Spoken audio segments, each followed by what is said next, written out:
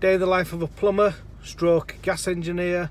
My name's Alan Hart, and today we've had a phone call from a customer.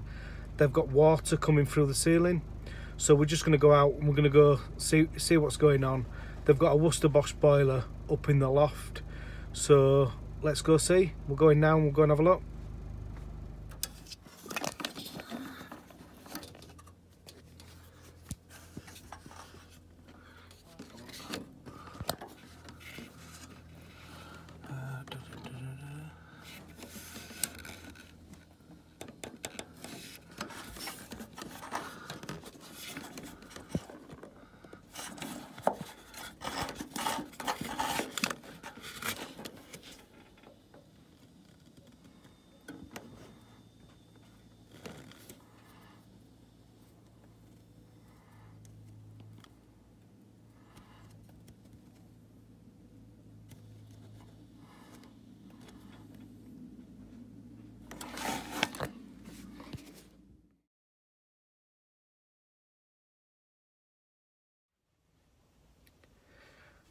Right, so what that were a Worcester.